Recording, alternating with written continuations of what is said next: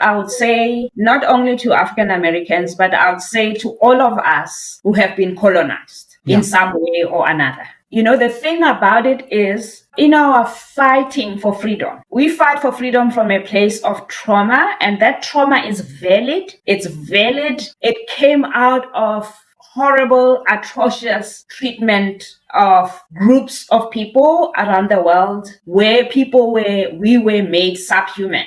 Bell Hooks speaks about, if you want to dehumanize someone, you have to first be dehumanized yourself. The oppressors, therefore, had to first dehumanize themselves for them to partake in the atrocious acts that they did. So the statement like that, I say it when I make an invitation for people to reflect on the power of victimhood. Because there's power that comes with being a victim.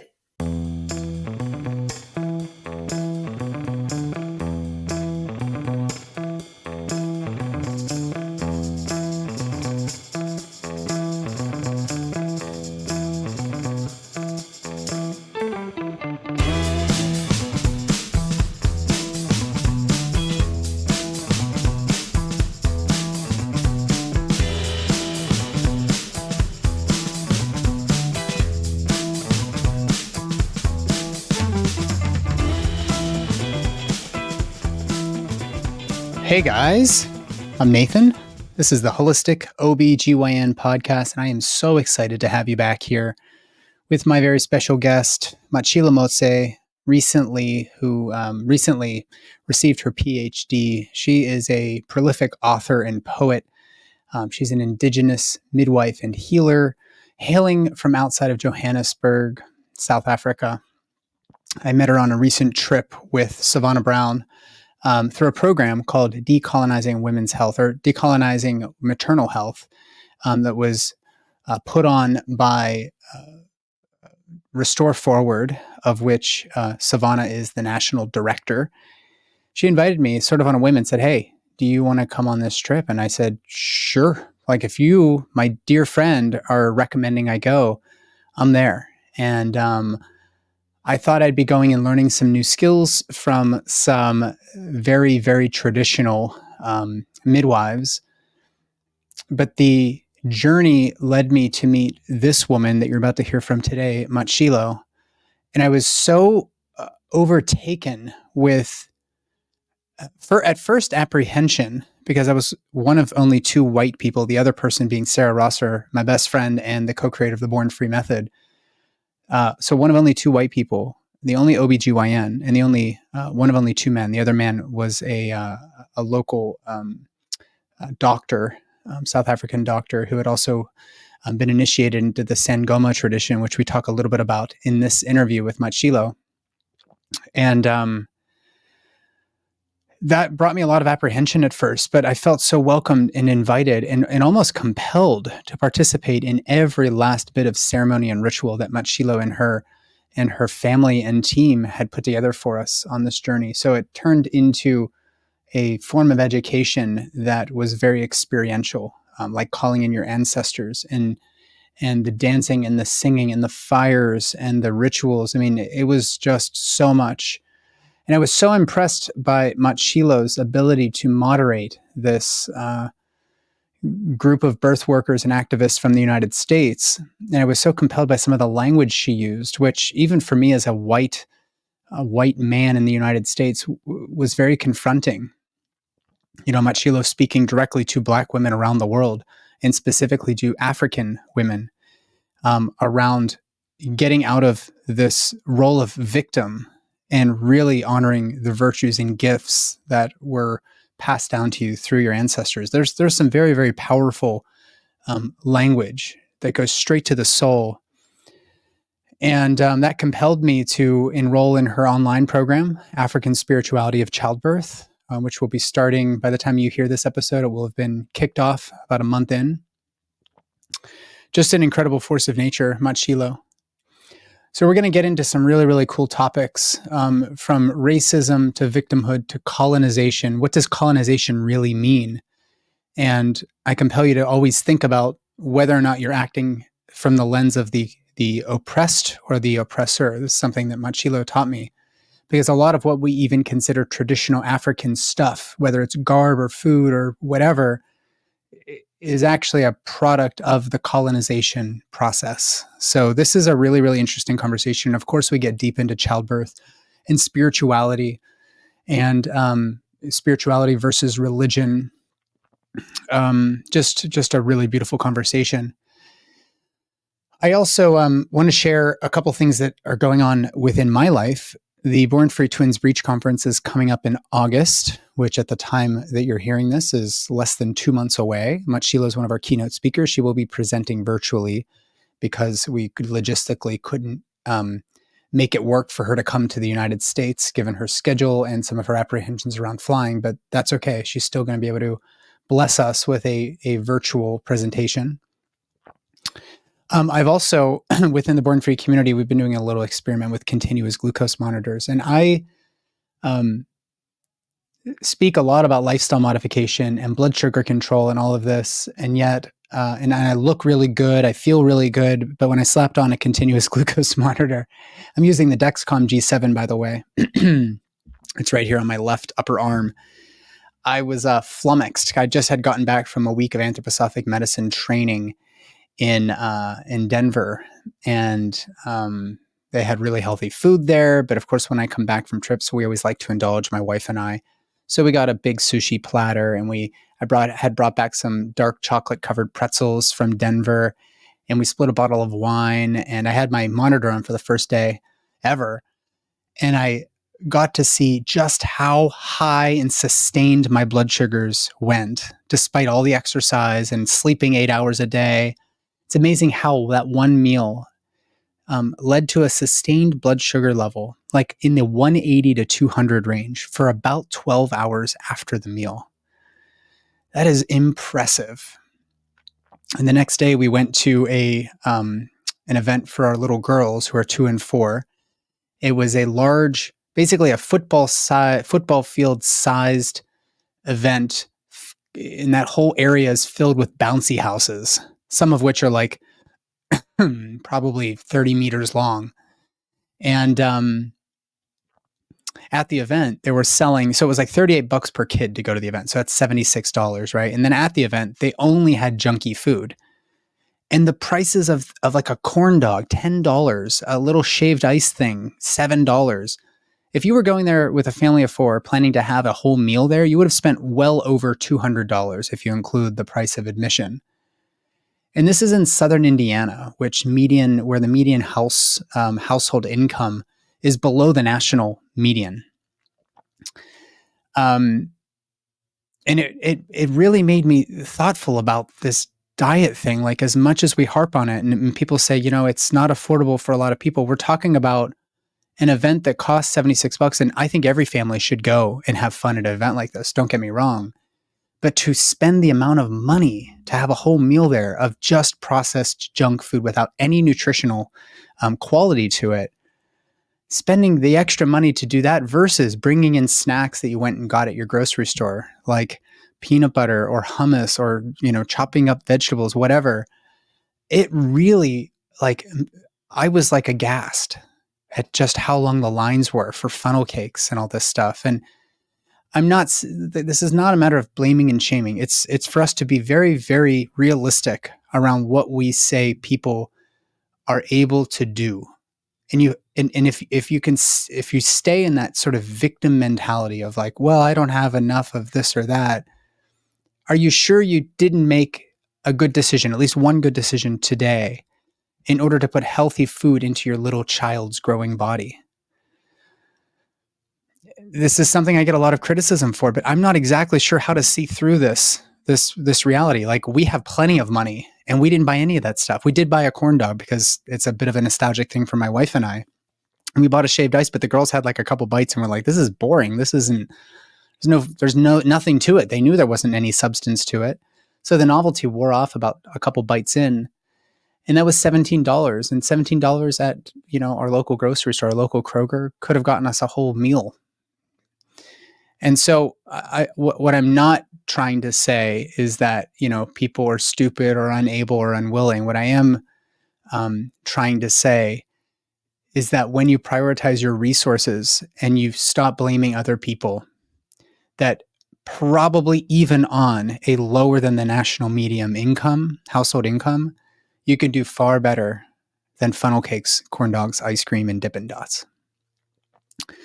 And the reason I'm bringing this up now is that Mmatshilo doesn't have, my guest today does not have a lot of patience for people who are not willing to honor their own innate and integral power, the ability to choose what happens to you and how you show up in the world.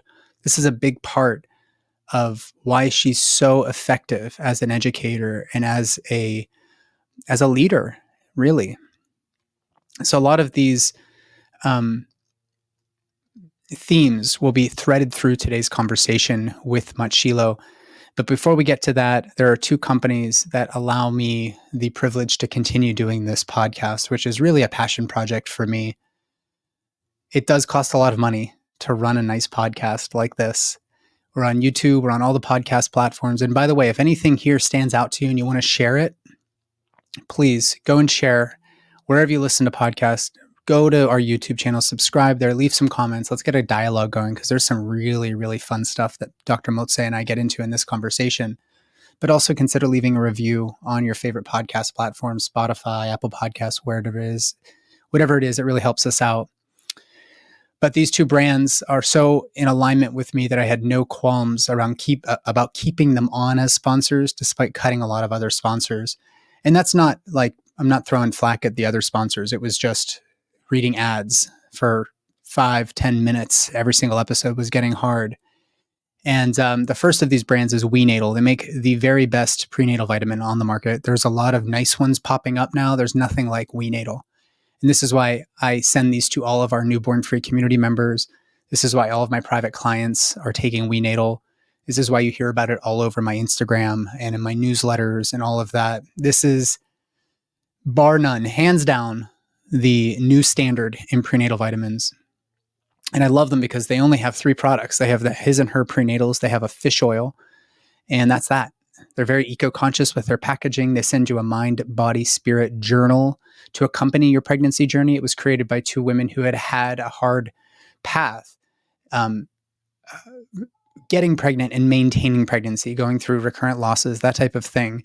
So they are your people. These are not people with a billion letters after their names. These are people that just found the best, including me and Mark Hyman, to promote this brand because we know that their hearts are in the right place. So get the best nutrition into your body. If what I said about the bouncy house event wasn't enough, go and support your lifestyle, support your temple. As soon as you get that glimmer in your eye, start taking prenatal vitamins. And when you go to wenatal.com/beloved and add any of their prenatal products to the cart, use code BELOVED or go to wenatal.com/beloved and add a bottle of their Omega DHA plus their fish oil to your cart, and you'll see that it is going to be shipped off with your prenatals at no additional cost. wenatal.com/beloved. The other brand is Immune Intel AHCC, founded by my friend Mimi Lindquist, who happens to be the co-creator on our holistic solution to persistent HPV program, Clear and Free, clearhpv.com if you want more details about that. This product is made from the mycelia of shiitake mushrooms. It's been clinically demonstrated to support the clearance of HPV, meaning the reversal of the signal of HPV positivity that your gynecologist called you back from her office with.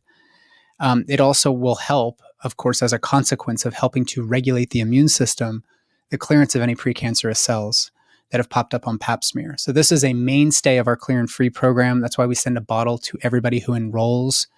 But if you want to try this product out by itself, I take a bottle every 3 to 4 months, even though I don't have a cervix, because it is so helpful to my immune system. Helps me from getting sick, from all the little germs that my little girls bring back from the YMCA daycare center. I am just living my best life, and Immune Intel is a part of that. You can go to themedicine.com. That's THEMEDICIN.com. Use code BELOVED10. You'll save 10%. If you are dealing with abnormal PAPs, abnormal HPV screens, take 2 to 4 capsules twice a day for 3 months, and then maybe drop it down to 2 capsules twice a day for 3 more months. And there's a almost surefire bet that you're going to be given a clean bill of health the next time you go to your gynecologist's office. But of course, this is the acute phase of treatment. You need to overhaul your lifestyle and make sure that your physical, mental, emotional, and spiritual well-being is in order to live the longest, happiest life that you possibly can, which is why Clear and Free is filling this giant void, I think, in our medical system from the standpoint of cervical cancer screening. So themedicine.com, use code beloved10 if you want to try out Immune Intel AHCC for 10% off. All right, without further ado, my dear friend and a keynote speaker at the Born Free Twins-Breech Conference, Mmatshilo Motsei. If you want more information about the conference, go to bornfreetwinsbreech.com. I can't promise that by the time you hear this, there will be any spots left, but we do sometimes have last-minute cancellations and refunds, so spots do open. So go to bornfreetwinsbreech.com if you want more information. All right, here is my conversation with the marvelous Dr. Mmatshilo Motsei.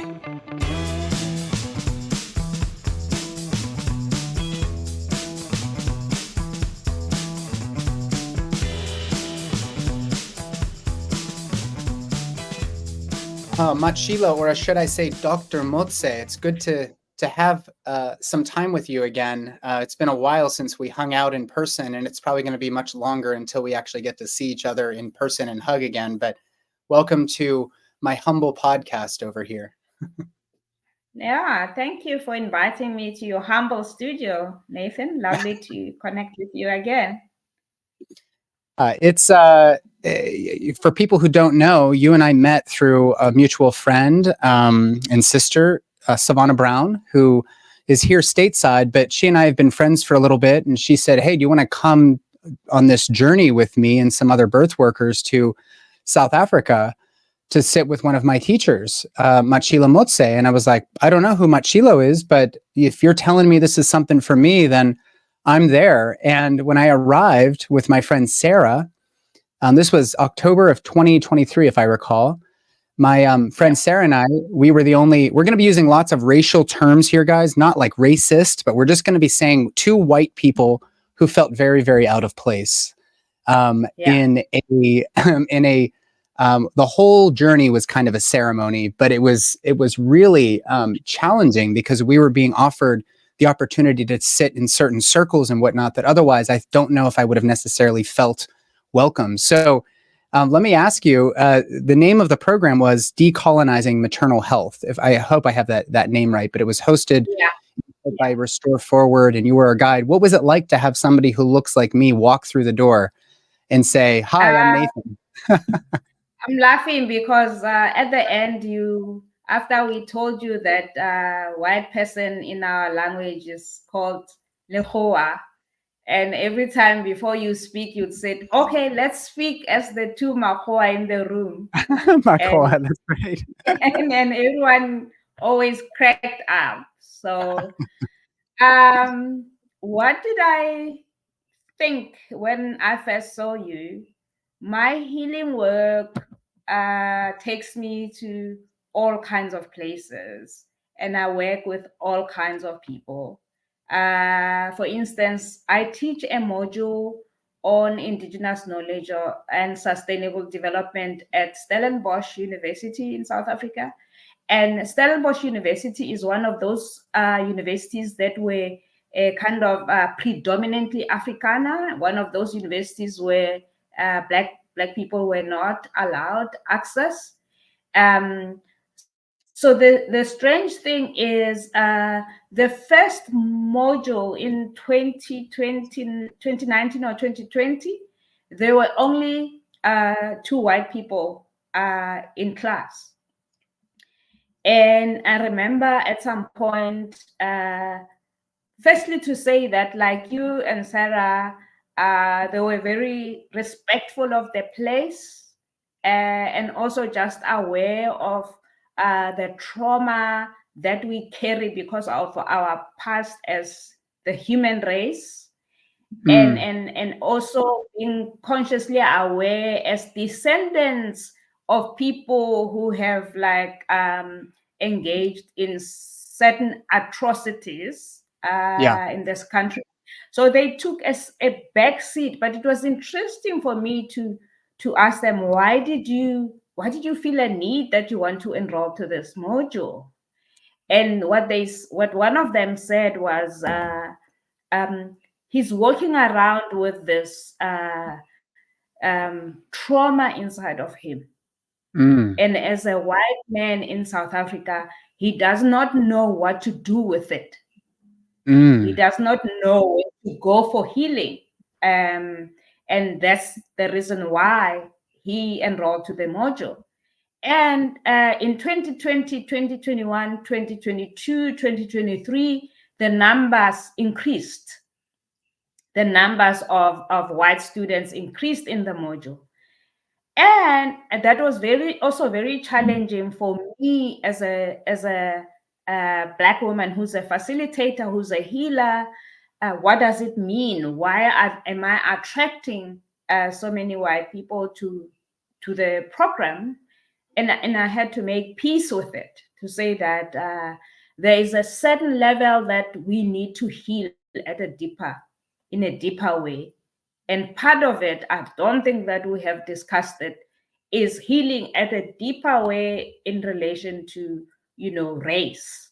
And here I always use an example, the words of Ben Okri, who's a Nigerian poet, who lives, I think he lives in the UK, has got a poem titled, The Human Race is Not Yet Free. So the human race is not yet free. The oppressor, the oppressed are not free. So when I saw you and Sarah coming in the room, I was okay. I mean, I'm already initiated into knowing that I do attract people from different from different backgrounds. That's what one of the things that I signed up for when I was born. Well, that is, I think, the understatement of the year for me, only because you didn't give me any sense that I was unwelcome, or that I even really was supposed to ask for permission to partake. In fact, you can correct me if I'm wrong, but I suspect that maybe some of the women that were on that journey with us, coming from the States, may have actually initially felt a little apprehension because of the history of racial issues in the United States. But you sort of gave me this, it was unspoken, but you sort of insisted that we participate. Why is it important that white people are a part of the ceremonies that you hold on your mother's property, around your family shrine? Like, why was it, like why have me there? I am the oppressor. I reflect everything that is bad about the world in some people's eyes. I was thinking this afternoon, that white people know very little about us. They know very little about our way of being, our beliefs, our practices, spiritual ceremonies. But we know more about white people because we work in their houses, as maids and gardeners and all of that. And therefore,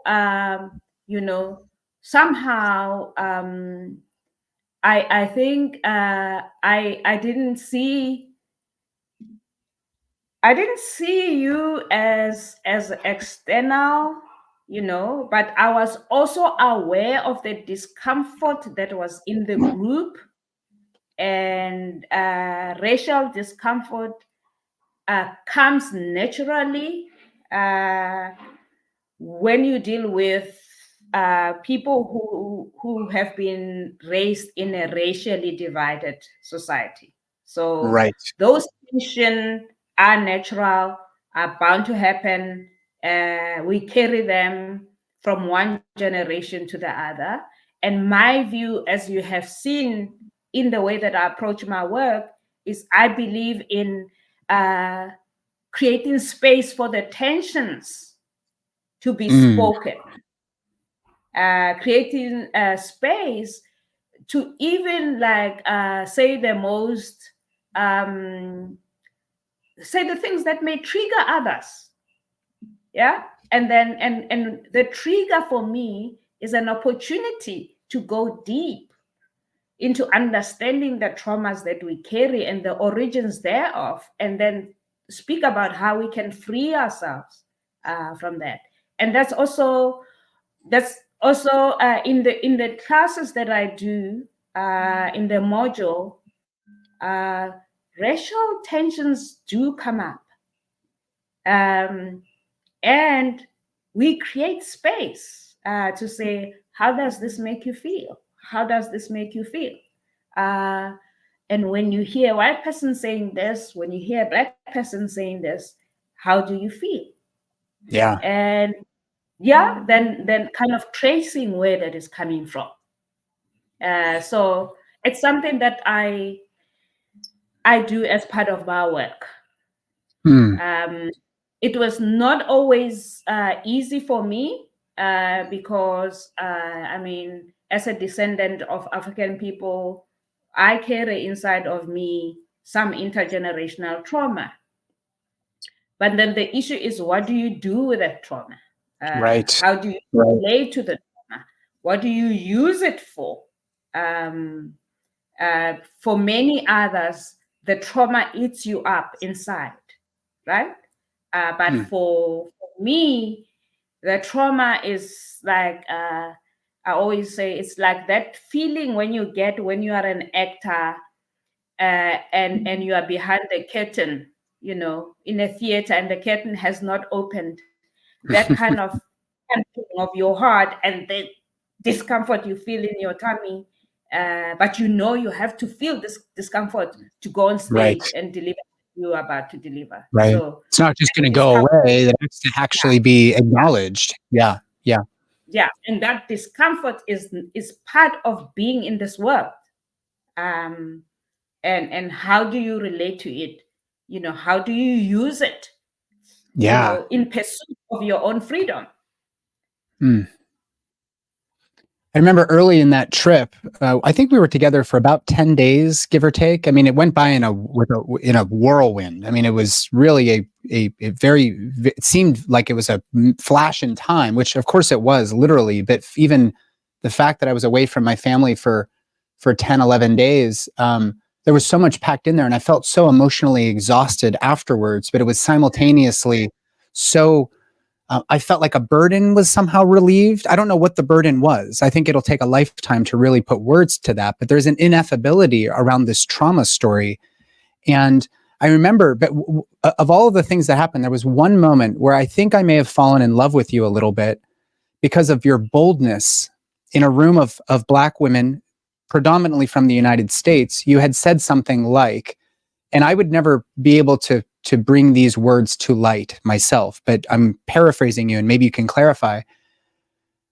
You had said something along the lines of, Black women living in the United States are so attached and so married to this intergenerational trauma that they're failing to recognize the gifts and their virtues. And what would your ancestors say to that? How they would be so, I think you had said, they would feel so disrespected that you're not using your gifts and instead being, clinging to this story that preceded you. Can you unpack that a little bit? And then maybe also talk about why working with your ancestors is so important. I think that what I said, I would say not only to African Americans, but I would say to all of us, who have been colonized, in some way or another. And the thing about it is, in our fighting for freedom, we fight for freedom from a place of trauma, and that trauma is valid. It's valid. It came out of horrible, atrocious treatment of groups of people around the world, where we were made subhuman. where people from Europe came to Africa, and the only way that they could conquer us was to make us subhuman. And they had to be supported by the church, by religion as well. You know, the state, the kind of collusion between the state and religion was instrumental in making us subhuman. You know, Bell Hooks speaks about, if you want to dehumanize someone, you have to first be dehumanized yourself. So the oppressors, therefore, had to first dehumanize themselves for them to partake in the atrocious acts that they did. So the statement like that, I say it when I question or when I make an invitation for people to reflect on the power of victimhood. Because there's power that comes with being a victim. When you are a victim, you can always blame someone else for having done to you. And that limits you. It stops you from connecting with the God in you, you know, your godness. It kind of inhibits your connection with your godness and your greatness. So that statement is said in that sense. And I always say, and when you ask a question about working with my ancestors, yes, I come from people who were oppressed, but I also come from resilient people. I also come from people who resisted, who defied all forms of repression and oppression. And I also come from a people who have contributed to civilization. I mean, if you think about, if there wasn't a transatlantic slave trade, Europe wouldn't be what it is today. The West wouldn't be what it is today. And I come from those people. And part of my work with my ancestors is also like to channel that knowledge that I carry in my DNA. But then you can only access the knowledge and the wisdom that you carry in your DNA if you can deal with the victimhood. You know, and part of dealing with the victimhood is like just kind of healing at a deeper level. And that's why I always say that white people need to encounter Black people who operate from a place of power. Yes. It's important. And I don't mean power over. I'm not talking about power over. I'm talking about recognition of power within. So, and you can only access that when you are willing to do the work, you know, like the deeper healing work. Yeah.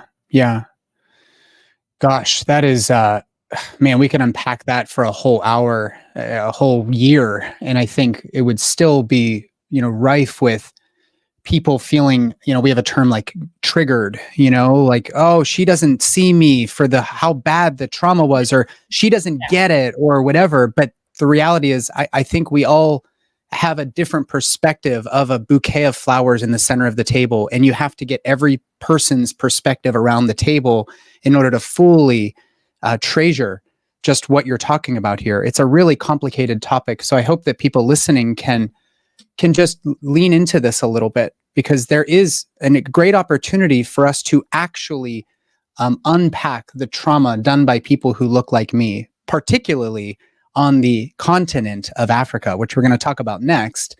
But also maybe more specifically in the United States, where we still have this threat of racism that keeps a lot of people as the have-nots, and keeps a lot of people who have a lot of resources in the sort of upper tier of our society, which is not unique to the United States by any stretch.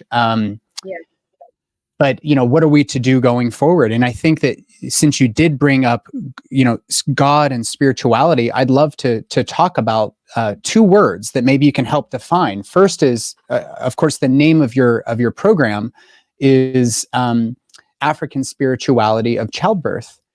And I'm enrolled in the program. We haven't quite yet hit the ground, but we've had our sort of pre-work materials, and I've been just churning through it all morning today. And this term African spirituality is a little bit confounding to me. So if you could maybe just define for me Africa, we've got 54 countries, over 2,000 languages, probably innumerable, quote, religions, or at least ways of viewing the world through spirituality. What is Africa? It sounds like a silly question, but I'm sure you have you've obviously pondered this. You've written 7 books. You've got a PhD behind your name. It's not a silly question at all. Firstly, I want to respond by saying, why do I even refer to this as African spirituality? Why don't I just say spirituality of childbirth? The reason why I choose to use the word African is that most of the time when you read about earth-based religions or spiritualities around the world,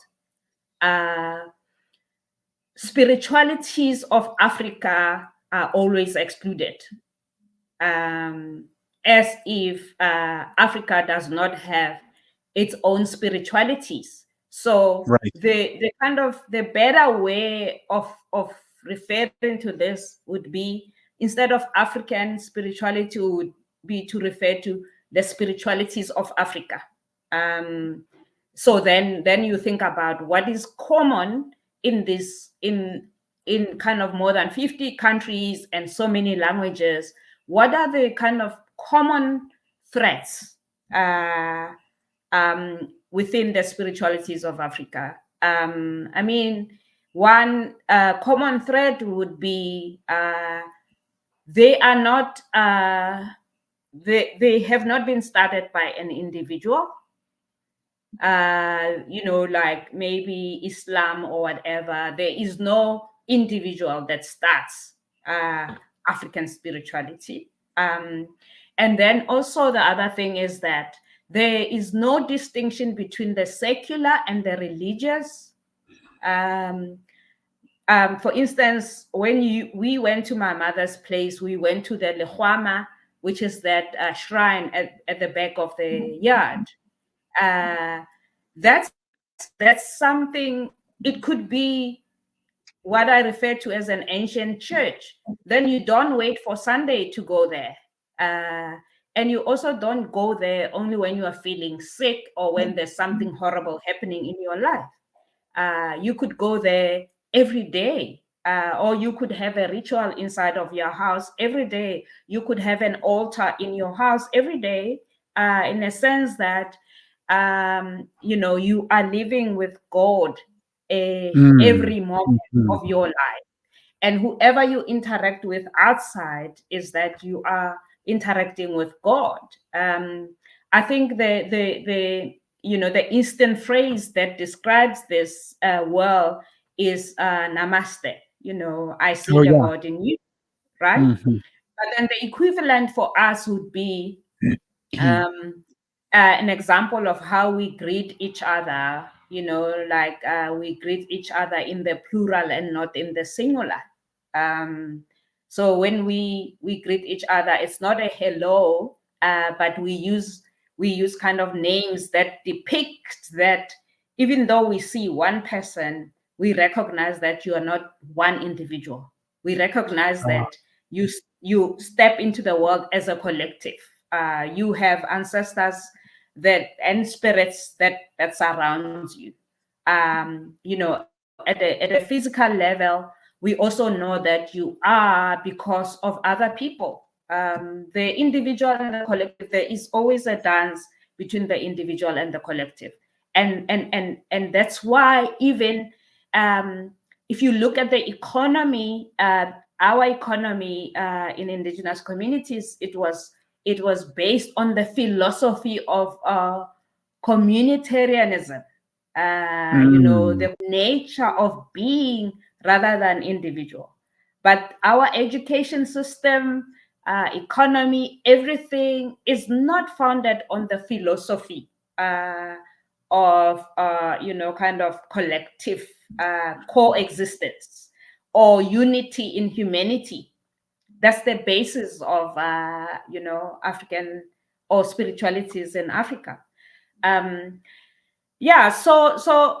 also I think another thing is to talk about when you talk about spiritualities in Africa, you can't do that without making a distinction between spirituality and religion.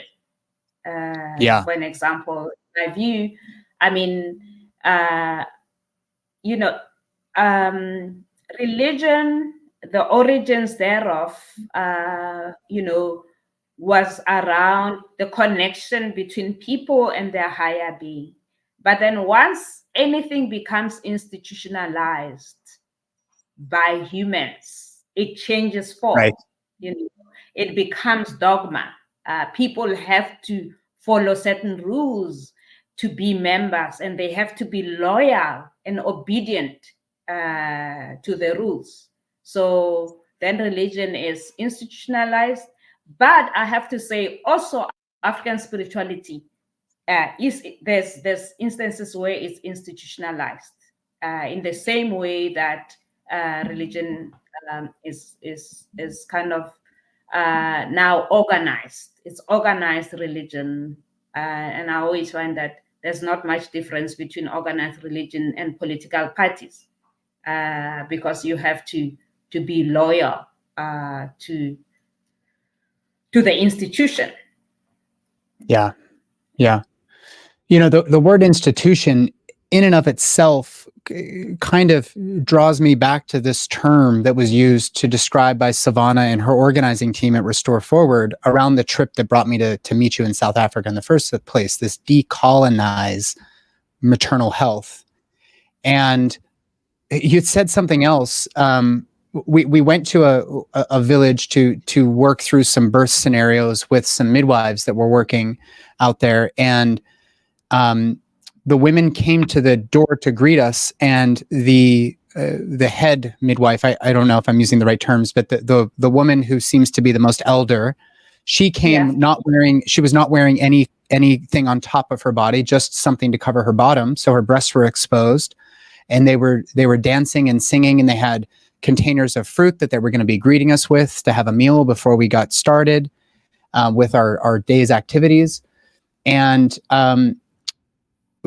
eventually, later that afternoon, you had brought up that you had told us, remember how you were greeted when you came in through the gate. Because there was something actually, there's a sort of notion of colonization, even in what maybe many Americans or people living out in the West would perceive of as traditional African ways of being. So you brought up the example of a sort of shoulder to toe, beautiful, colorful, patterned dress that a woman would make. But then you said, you reminded us that was not actually the garb of anybody traditionally in South Africa. That was something of that was a product of the oppressors, the Christians that came in, colonized it. And so that drew into question for me, am I acting, I think you prompted this, but am I acting as the oppressor or am I acting as the oppressed? Because a lot of the things that we take for granted as a part of the quote traditional African way of being are actually still products that were passed down and really enforced by the colonizers. So when you bring up the word institution, even religion itself is and always has been a form of colonization. But maybe you can you riff on that a little bit more, because the spirituality term seems to be the broader term, whereas religion is kind of an expression of some form of spirituality. Yeah, I mean, as a person, I have misgivings about religion. Me too. I'm much more at home.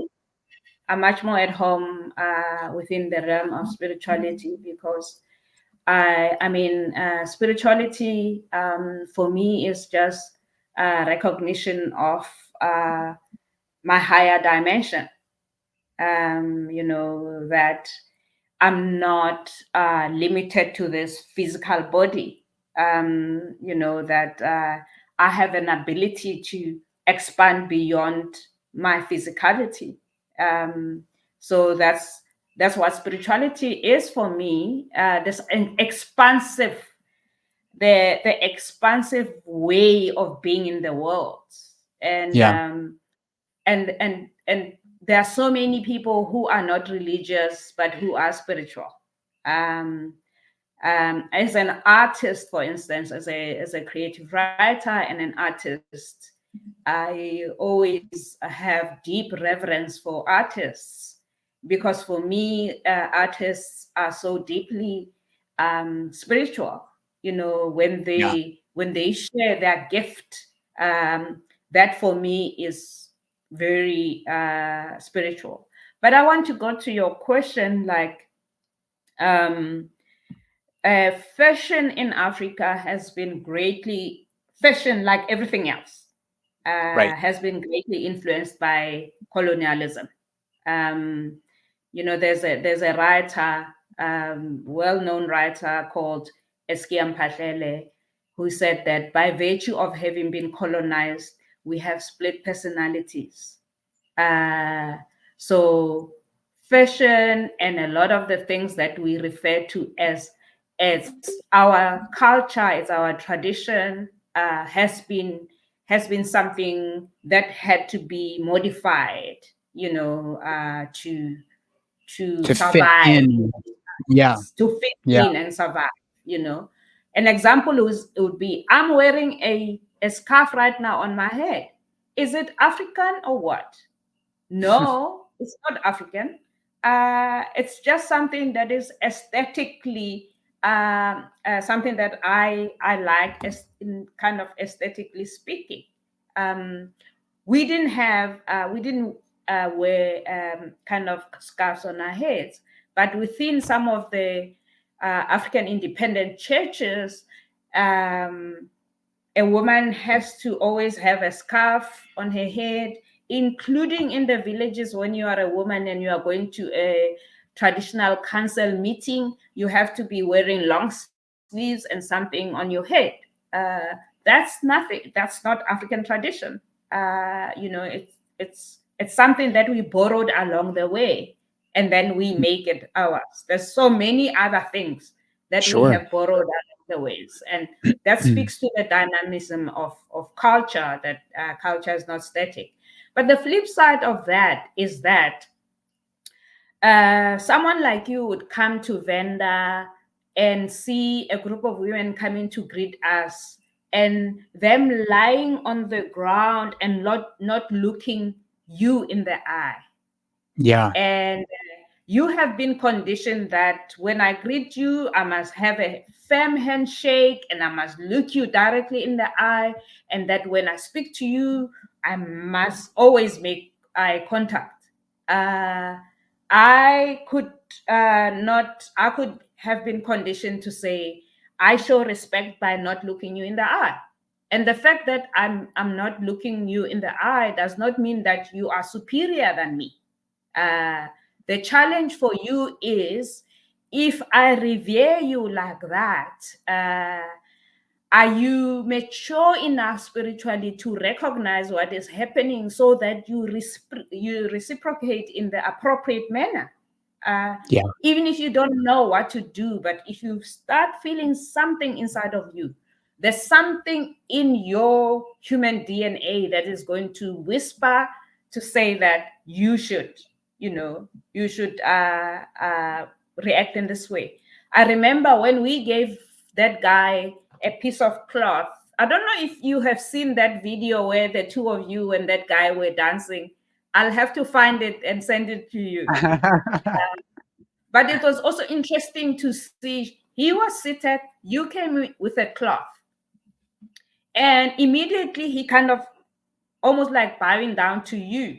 But what you did imperceptibly, you also bowed down. How did Oh, you know interesting. that? There was something inside of you that understood what was happening.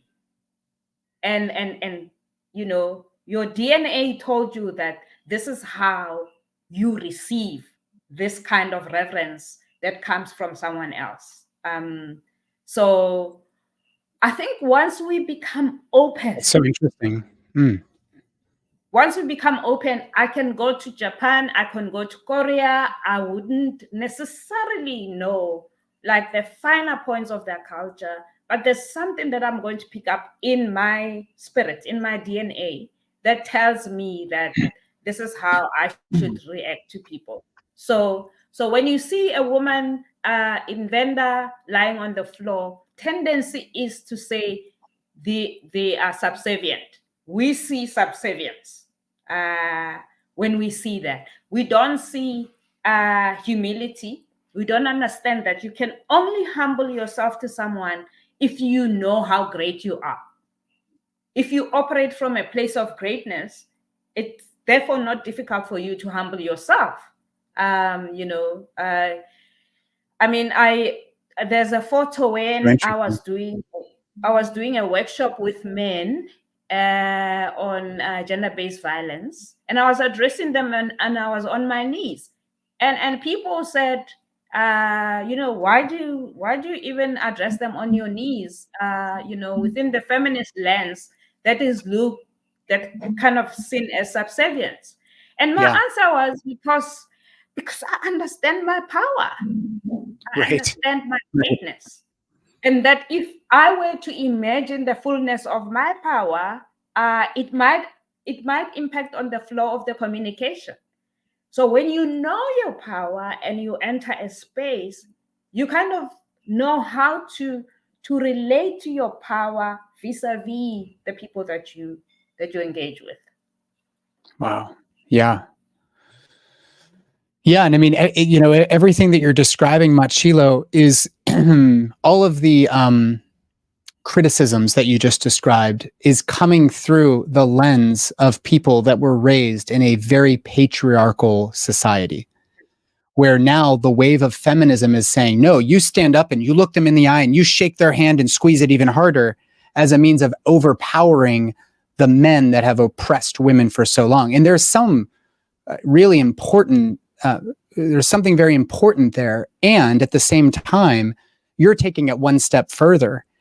Yeah. And you're saying, not only do I know my power, but I don't even need to play into this patriarchal power dynamic for you to see me for who I am, which is almost like an amplification of your power.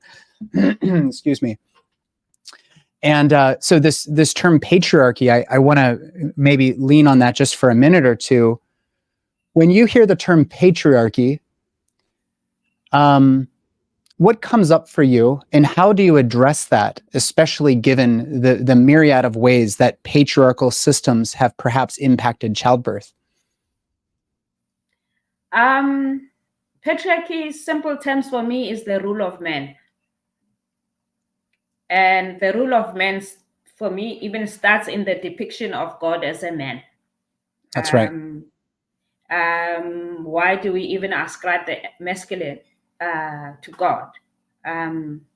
So how that has impacted childbirth, I think that's well illustrated in the kind of historical evolution of the biomedical model of childbirth in Euro-American countries, where we know before the 17th century, childbirth was in the province of women.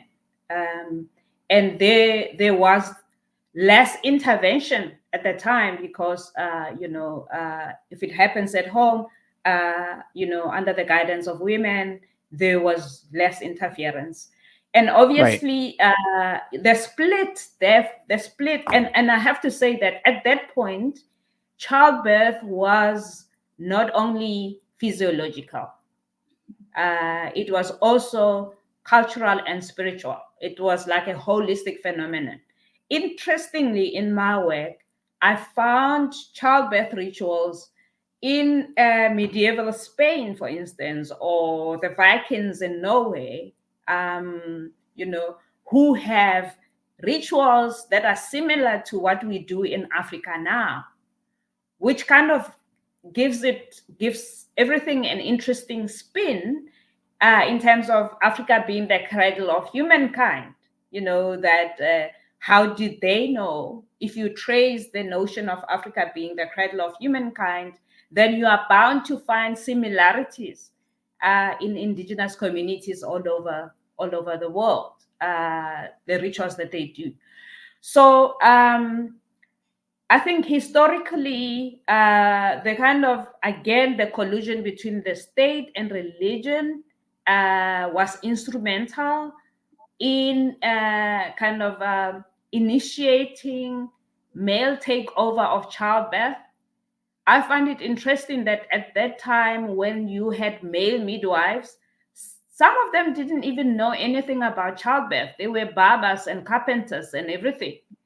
And the original person, the original man, I can't remember the name, who created courses on childbirth, kind of designed a mechanical pelvis, and everything and the instruction were kind of related to a pelvis that is mechanical.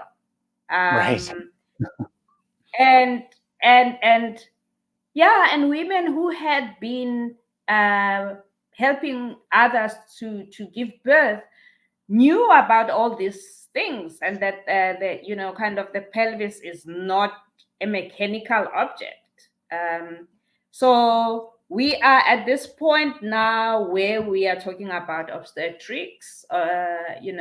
What is the origin of obstetrics? How did it come about? And it was riding on the male takeover of childbirth. It was also riding on denigration and diminishing the knowledge of women, not only of birthing, but of herbs and other kind of related interventions and medicinal knowledge that they needed. But it's also interesting that throughout all of that, you have midwives, like an Athenian midwife at a certain point, when women were not allowed entry in universities, including the medical school that was created by Hippocrates. They fought for entry. And later on, when she wasn't allowed, she decided to take a form of a male to continue to practice. So there's kind of many dimensions. There's many dimensions of how patriarchy was influential for the male takeover of childbirth. But patriarchy does not exist in isolation. Patriarchy is a tool of oppression that is necessary in any society that thrives on the dominator model of power. Right. And it could be economically. We are now in a capitalist society. Capitalism thrives on inequality. For capitalists, inequality is profitable. You always find a way of profiting from inequality. So patriarchy is a necessary tool to have in a capitalist society, and in a society that is still, based on white supremacy. Even in 2024, we're still talking about white supremacy. So white supremacy, capitalism, patriarchy, it's almost like three things that you need, three tools, three forces that you need to create perpetual inequality in the world.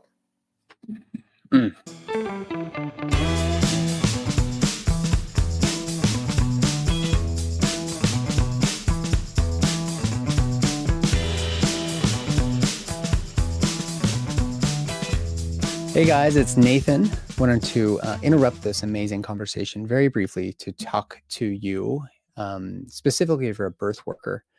This goes for doulas, childbirth educators, midwives of all sorts, whether you're out of hospital or in hospital, and especially the OBGYNs, the family medicine docs, those of you who are attending to births.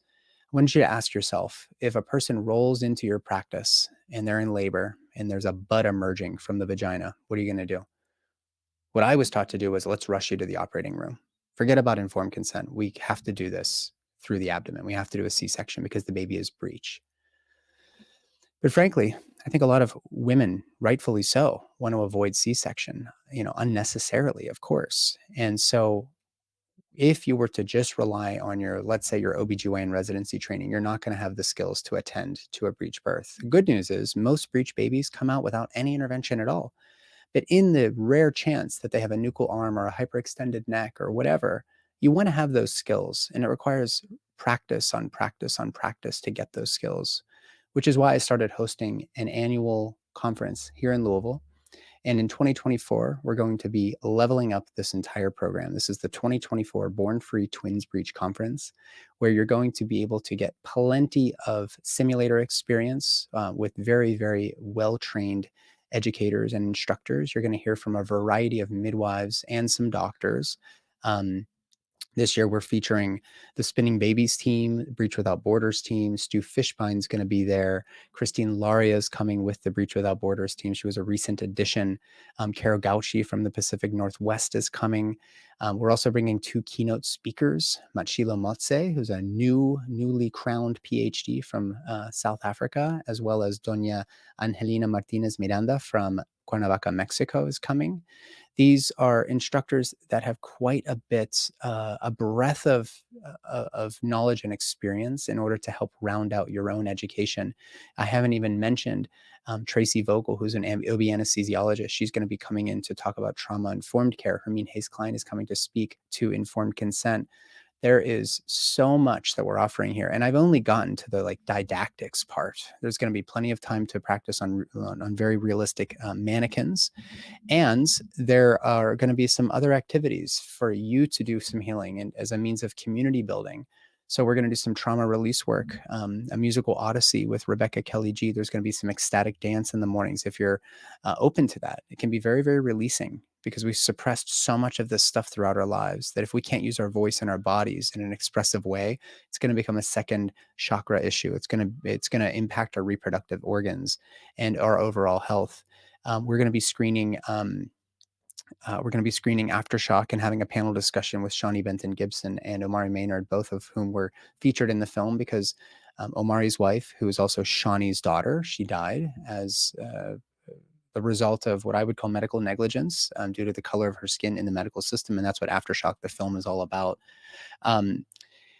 We're going to do a breathwork shop with Sarah Tremoli of Effigy Breath. There is just so much healthy food, healthy community, healthy conversation in a very, very safe space. No breakout sessions. You're all going to be in the same room together in a very intimate setting, which I think is very, very important for this work. If you're interested in coming, go to bornfreetwinsbreech.com. Register as early as you can because the price will gradually increase as we get closer and closer to the event. There are a few opportunities available for work exchange for students or people who are otherwise unable to attend for financial reasons. But everything will be on site at the Omni Hotel in downtown Louisville, a beautiful hotel with some very, very beautiful meals and beautiful spaces that we're all going to be sharing together. I hope to see you in Louisville. The dates are August 8th through the 11th with an opportunity to do either NRP certification or a simulator intensive workshop with one of our instructors on the 12th if you want to stick around. And for those who stick around, maybe there'll be some other goodies along the way. bornfreetwinsbreech.com. I hope to see you in Louisville.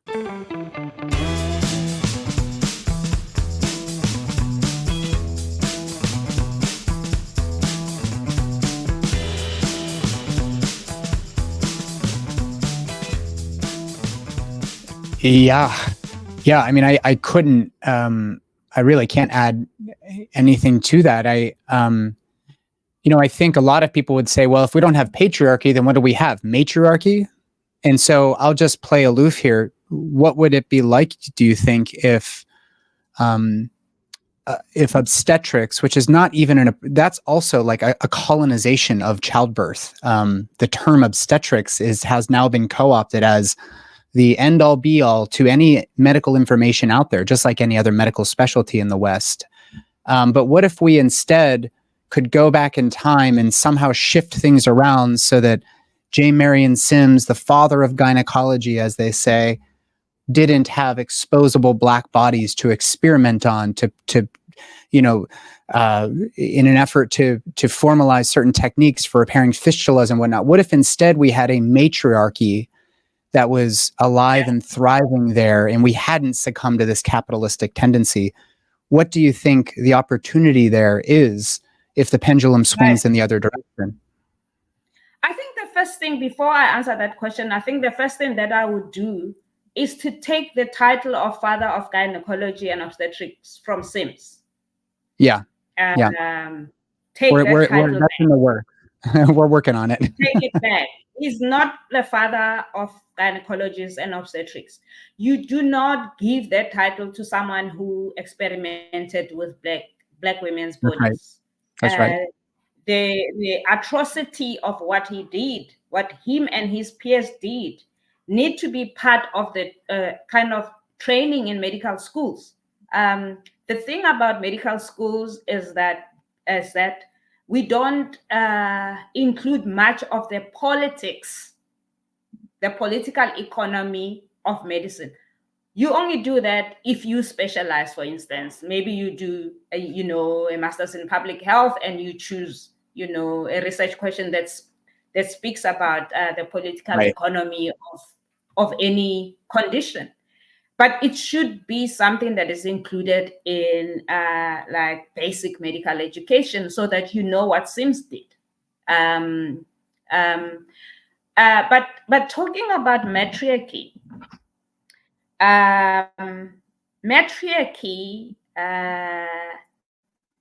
does matriarchy operate in the same way as patriarchy? I said patriarchy for me is rule of man, and patriarchy is based on the dominator model of power. Is matriarchy based on the same? That's the question. What is the relationship of women to power? And how do women lead?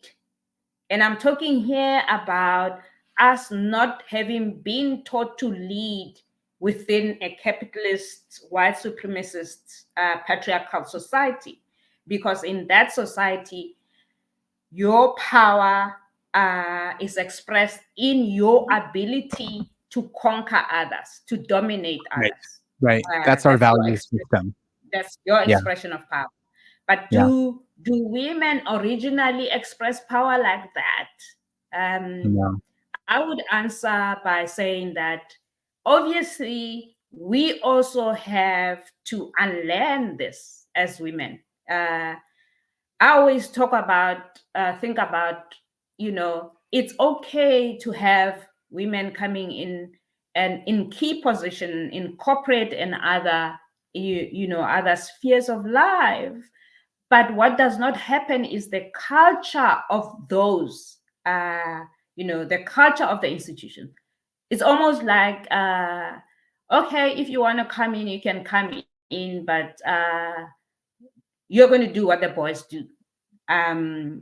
So there is nothing in terms of culture that is changing, and that ends up being an overburdening of women, especially because we do not have support in relation to reproductive labor and productive labor.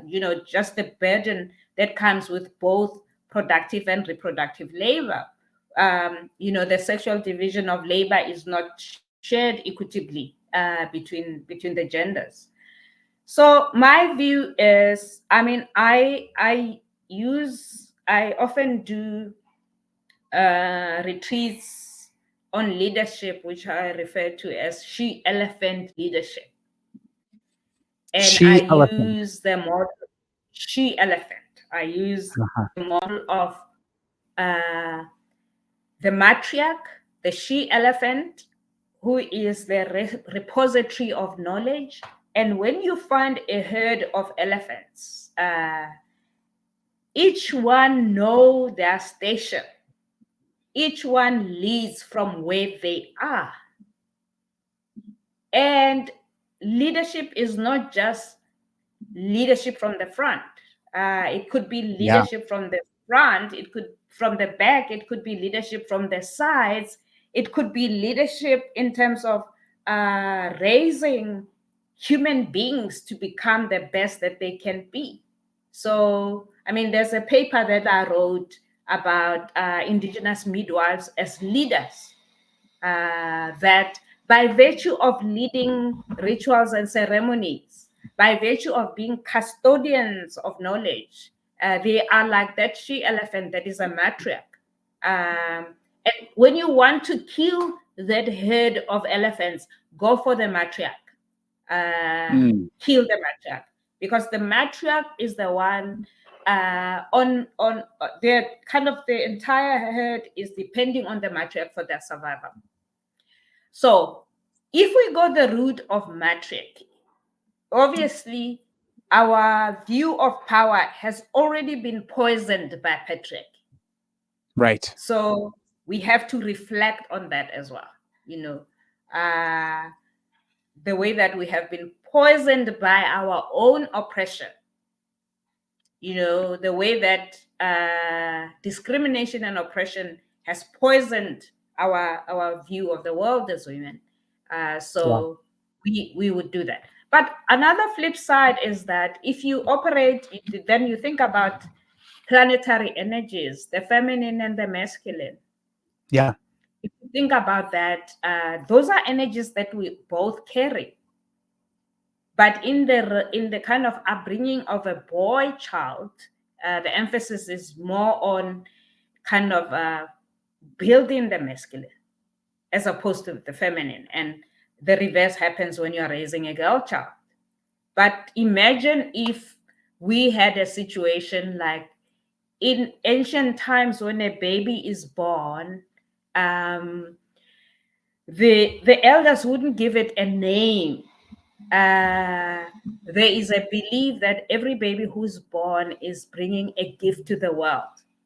So what the elders do, postpartum, is to observe this new soul that has arrived, to observe its mannerisms, and maybe even bring in a healer for divination, so that the oracles will tell them, who this soul is. Imagine if we lived in a world where when your gift has been identified at birth, there are institutions that you can go to that practically hones in on your unique gift. That in the world, all you do is just to sharpen your unique gift. We don't have that. Even if your unique gift is identified at birth, you have to go to a normal school. You have to learn Right. what other kids learn in the same way that they learn. And it's not many schools also whose intention is to bring out the best in each individual. Right. Since we're on the topic, I kind of want to get into ritual. I know that I want to be respectful of your time, but I do want to talk a little bit about your perception of the detriment of our lack of ritual in many regards in the West, especially, but how a part of your work is bringing ritual back in. And I want to start by asking you if you could talk a little bit about what, I don't know what term they use in South Africa, but sort of African medicine or African complementary medicine, which is an entire philosophy of healing in and of itself, the Sangoma initiation. If you wouldn't mind speaking to that a little bit, maybe you can tell people, and for those who have no idea what I'm talking about, when the colonizers arrived and saw people throwing bones and wearing a gallbladder in their hair during an initiation rite, they probably thought that, this is where the term like witch doctor, this kind of notion came up, which of course has been relevant for several hundred years, if not thousands of years, as lesser than our sort of reductive allopathic way of healing. But perhaps you can just talk a little bit about what is it called? Traditional African medicine, but I would just call it medicine. And then there's the other type of medicine, which doesn't work all that well for a lot of things anyways, allopathic medicine. Why don't you talk about that? And then maybe you can talk about ritual as it is played out in the modern medical construct around the rituals of childbirth. Right. I would say that you do have rituals. You do have rituals. If I go to a hospital now as a mother who's about to give a baby, the ritual of admission. There's certain procedures that I need to go through when I'm admitted. So those are like Western rituals. The question maybe to reflect on is, how much do Western rituals contribute to the soul of whoever it is who's participating? And what do I mean by soul? Part of it is also like, how much do those rituals contribute to your sense of belonging in this world? Because the rituals that we go through within our context, it's to help you get grounded. I mean, if I use an example of a preconception ritual, you just gotten married, you are a young bride, and you don't have a baby, and you want to ultimately have babies. There is a preconception ritual that the elders will take you through. Either you go into a cave, because a cave is symbolic of the womb. The womb, So a cave would be the womb of the earth. So there would be rituals. And what it's that say, that is also an expression of a very key component of African spirituality, which is direct connection with nature. That if you go to a cave and you connect with the she god in that way, you get into a womb of the earth in that way, already you are clear that your health as an individual is inseparable from the health of the ecosystem.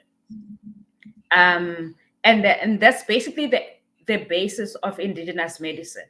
Indigenous medicine does not only treat the what, it also looks for the why. What is the explanation of this condition? Because when you understand the why, then kind of your psyche and your soul is involved.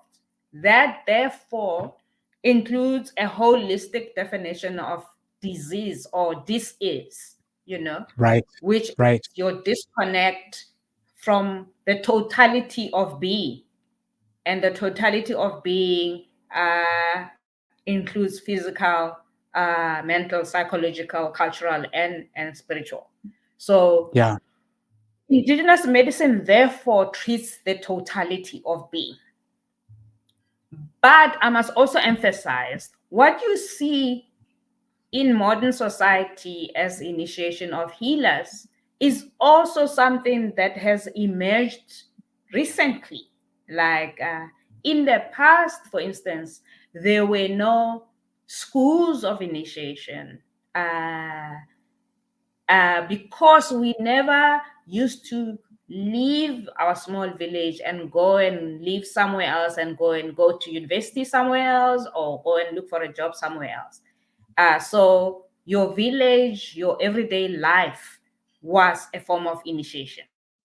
If you have been born into a family where there's healers, there is a phrase that maybe you are a little boy who has the function of being a carrier of the bag of bones. Whenever an elder in your family has to consult someone, then you are the one who's carrying the bag of bones. And then you sit in. From the time you're a child, you sit in and listen to what your grandfather is saying, and you get to know the bones. And when there's a need for treatment with plants, the grandfather is going to go with you. This plant is for this one for this. So your life is an entire form of initiation. By the time your grandfather passed on, you already have the knowledge inside of you, and you are ready. But urbanization, migrant labor system, and all of that has interrupted, kind of land dispossession as well, has interrupted that continuity, that eternal school that used to happen. Yeah. So I think, rituals for me are necessary to make sense of my place in the universe. I always feel that if we were trees, we need stuff that will always help us to grow deeper roots. So rituals are meant to help us grow roots, so that we become almost like, a tree which has got strong roots, stands out, Yeah. Yeah. so that's what the value of rituals are for me. Yeah, there's a very, very well-read book called The Power of Myth by a guy named Joseph Campbell, who really, he gets into different myths around the world, a lot of African myths as well. And really the purpose of the book is for people to appreciate that the rituals that we play out are sort of in co-creation with the myths that drive how our society operates. And therefore, I agree with you. I have to correct myself in saying it's not that we don't have rituals, it's that our rituals are playing out the myth of childbirth, which is that birth is unsafe unless you have a doctor there, that it's unsafe if you're not in a hospital, that all of these interventions are required for safe passage of baby and mom through this otherwise very sacred spiritual process. And so, I love that. I'll link that book in the podcast description for anybody who's interested. It's a really easy read too. I love that, Mmatshilo. Let's see. I think we're probably coming up on time here, but my last question is a softball question. Where do babies come from? Who is or what is a baby? Yeah. Are we talking about this physical thing? Yeah. Are we talking about the spirit that is in this physical thing? So I think I will answer that. It depends on what part of the baby are we talking about. Yeah. Yeah. The physical thing comes from conception. Right. And it comes from the uterus. That's the physical thing. The spiritual thing, in terms of African beliefs, is that it is a soul that comes from the ethereal to kind of to the earth. And as I have said earlier, that there is a belief that each soul that comes to earth is bringing gifts, unique gifts. And that's why we have naming ceremonies. And that's why we have ways of naming babies. And that's why I said earlier, when a baby is born, some elders in indigenous communities would wait for some time before they give it a name, because they want to be sure. By observation, by divination, they want to be sure that this soul reminds us of this one. It becomes easy in a case where a baby is born just at the time when an elder in the family is passing on. So it's almost like the two souls cross each other along the way. One is coming in, the other one is kind of getting out of the earth realm. So babies, therefore, for me, the physicality comes from conception and the uterus. And then in terms of the soul, they come from the ethereal to the earth realm. When we were growing up, there was a song that we used to make when we were growing up in the village, and we would see an aeroplane, kind of flying past. We would sing a song, "Aeroplane, bring me a baby," because they told us that babies come from aeroplanes. Instead of the stork. Instead of a stork, yeah. Yeah. Wow. Well, that you handled that with grace. That's not an easy question, but I kind of knew what I had an idea as to what you were going to say. After all, the name of your program is African Spirituality of Childbirth. People can go to learn.africaikalafe.org. We'll put everything in the podcast description. You also have a number of books, namely Reweaving the Soul of the Nation. You've got 6 others, and you have an 8th one coming, from what I understand. Yes. I am enrolled in your online program now with a couple other really great women who were on the trip with us. So it's going to be really fun to interact with you like that. The final question I have is really related to this conference that I'm hosting, which you are. I'm delighted that you're going to be presenting. Unfortunately, we had to do it remotely, but I still think that it's going to be a really well-received talk, but I'd love for you to just share a little bit around this notion that, well, first off, the title of your talk is No Land, No Birth Rituals, No Roots. What has land got to do with the health of babies and the village that is raising them? Can you just tell us a little bit about why that topic? Why is this so important right now and relevant for a group of 150 birth workers? Land is, in this case, not just land in terms of the physicality of land. Land in this case refers to the physical land, soil, earth, and everything that exists in it. And that's the fundamental philosophy of African spirituality, is the interconnectedness of all creations, whether they're animate or inanimate.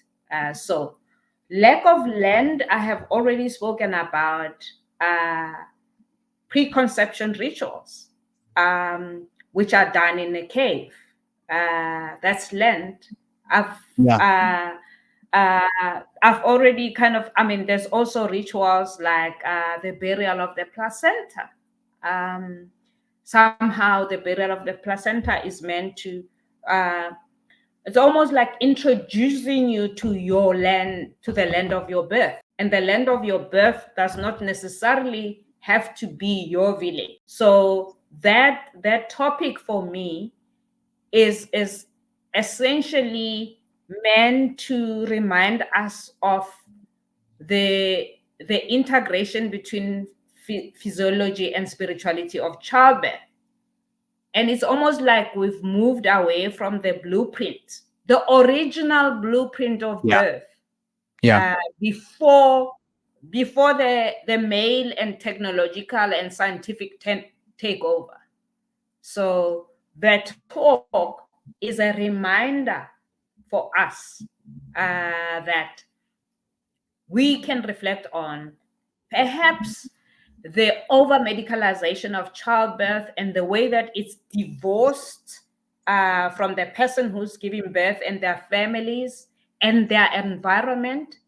Perhaps that's also something to think about. Is that not contributing to the ever increasing dehumanization of society? Right. If you think about the amount of obstetric violence that's happening in institutions, is that not something that we should think about?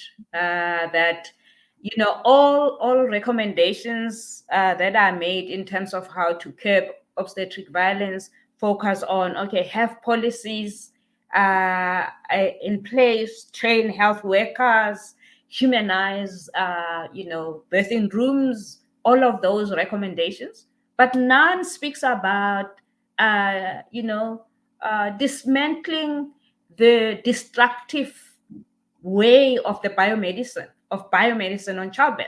Nobody's talking about that. We step into the recommendation still with the idea of, with the perception of biomedicine being authoritative and superior, and everything else being archaic and That's right. inferior and dangerous and risky. That's right. That's right. So my talk is an invitation to reflect about all of these things that we know inside of us, but we don't speak about. So then I will be talking about the rituals, the connection to land, and the impact that has on the growth of the health of the baby. Because in fact, right now, if you think about it, the village is not healthy. So how can an unhealthy village raise a healthy child? Bingo. Yeah, and there's that I think it's Krishnamurti who said, that it's no sign of health to be well adjusted to a profoundly sick society. I think that is kind of sums it up. Thank you so much, Dr. Motsei. Thank you for spending more time with me today. I'm super excited to be sharing you with the Born Free Twins-Breech Conference community. And do you have any final words before we sign off today? No, I'm just grateful for this opportunity, because I mean, what it does is that it also gives me a chance to hear myself and my thoughts and clarify my beliefs for myself, because in the end, everything that I say has to make sense to me. Not so much for other people, but it has to make sense to me. Because when it does make sense to me, then it means I'm able to live according to, I'm able to live my own authentic truth in this lifetime. And that means everything for me. Yeah. Well, it is a real privilege and honor to be learning from you, and I really look forward as well to the online course content. I've already enjoyed the sort of preface to it. Again, for those who want to check that out, it's learn.africa, AFRIKA, ikalafe, IKALAFE.org. You can start to really wrap your head around some of the complexities of some of the topics that we covered today and go as deep as you would like, because Dr. Motsei, you are a real gift. So thank you. And it's a real honor to spend some time with you today. Thank you, Nathan. Thanks. Bye.